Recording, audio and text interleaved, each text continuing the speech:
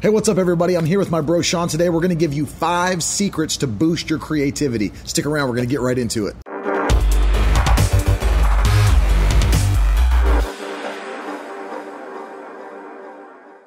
Hey, what's up, everybody? I'm Ted Shuttlesworth Jr. Thanks for watching again today. I'm giving you truth for life. If you like our videos, just go ahead and subscribe to the channel. Today, I'm here with my bro Sean Thomas. We're in Fort Lauderdale, Florida, and he's been doing professional media for over 10 years. I've been doing professional media for over 15 years.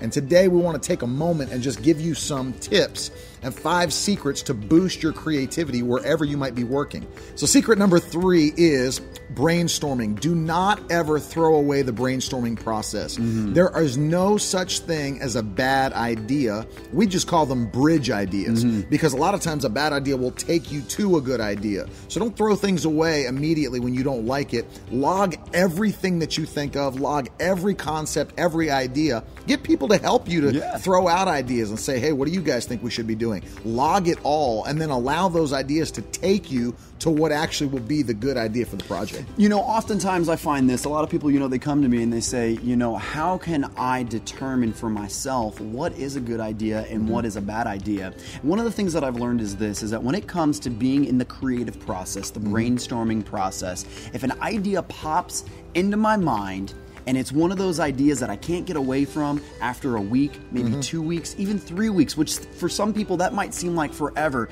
But if there is an idea that you just can't get your mind off of, that means you're passionate about it, and it means that there is something about that idea that is ready to be, made happen. So how do you differentiate between the good ideas, the bad ideas, the bridge ideas? What is the idea that literally gets you excited, that wakes you up in the morning and says, I have to pursue this idea? When you can get one of those ideas, then it's not just a bridge idea, it's not just one for the books, but it's something that God is birthing in your heart, He's putting in your spirit, and He's saying, now is the time. Yeah, absolutely. And the thing about it is, you'll never waste time planning for a project. One of the worst things you could do is not to spend time planning, storyboarding, brainstorming your project and just going out there but flying by the seat of your pants.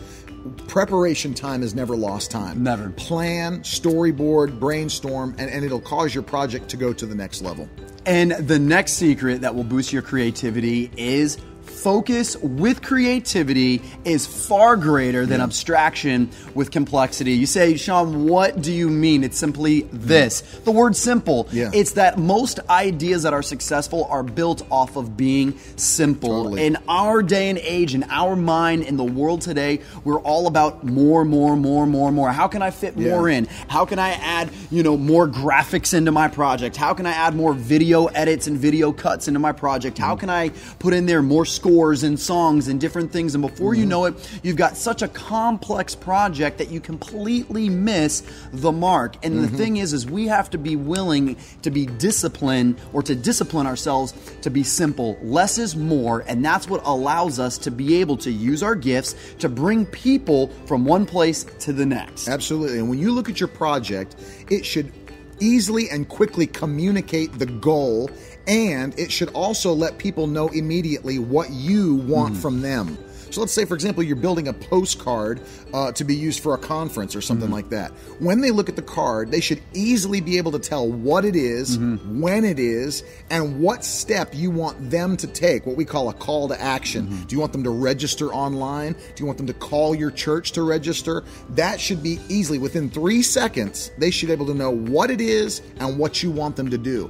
The more you strip away and the more simple you make your project, the easier it is to cut through the clutter and know what this is and what you want them to do. And that's the whole purpose of making that project anyway. In fact, one of the ways that I look at it is this. I call it a glance and gain. When I'm glancing at an image, when I'm glancing at a post, when I'm glancing at something that has put that creative marketing in place, the question is, how much was I able to gain out of that glance? So something that could be a useful tip to help you is glance and gain. When you're glancing, how much can you gain? And that's going to take the discipline, again, of keeping it simple. The date, the time, the location, and of course the title of whatever it is that you're trying to market or creatively market to your audience. Yeah, I heard Coldplay say one time when they were interviewed that they would record their whole album, and then the next process, what they consider to be the most important, they go into the studio and start stripping things away from every song until nothing else could be stripped away, and then that's what they produce onto their CD. Wow.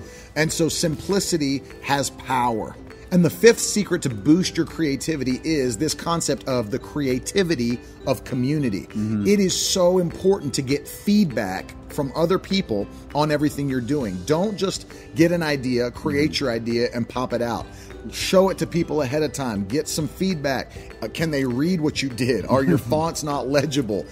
Is it not clear what you're trying to get across? It's important to ask people, and don't be so tied to your project that you get offended when everybody starts giving you, because that's an easy thing to do. I didn't like that font. Forget you!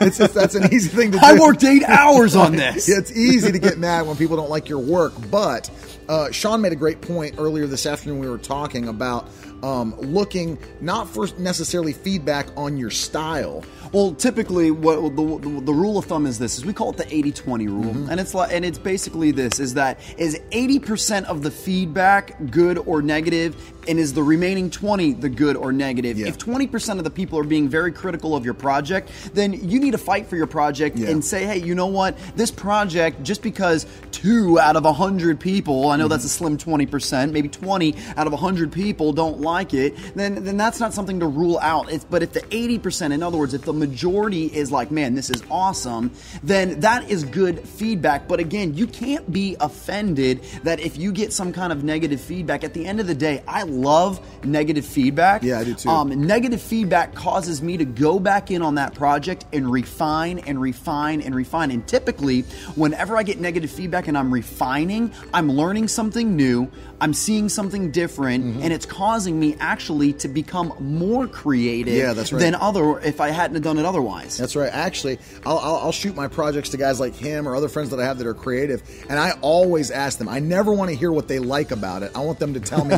I always ask, what do you hate about this? What would you do differently? Yeah, what do you hate? What would you do differently? Is there anything because I want to get the negative feedback, because I want to know how to best hone my project to make it the very, very best it can be. And that key is community. It's important. Exactly. There is so much creativity in community, and not just saying, hey, what do you think about this? There is that collaborative effort that when you're working on a project, because, a lot of times in smaller churches, and if you're from a smaller church, most of the time you're the only media guy that's on staff. Yeah. But something that's great about that is that you can pull from volunteers, because the collaborative effort, more minds, now not a room full of a ton of people giving ideas, but if you can work with 2 or 3 other people, it's amazing how in certain settings for myself, when I'm sitting with 2 or 3 other people on a project, how they begin to pull out more creativity outside of me if I was just left alone on that project trying to figure it out myself. Absolutely. That is the community and the creativity and the collaborative effort that takes place in that. Hey guys, thanks again for watching this week. I want to say a big thanks to my brother Sean for being on the video with me. Listen, if you like our channel, subscribe to the channel. We got new videos coming out every single Tuesday. And don't forget, goodness and mercy are following you for the rest of your life. We'll see you again next time.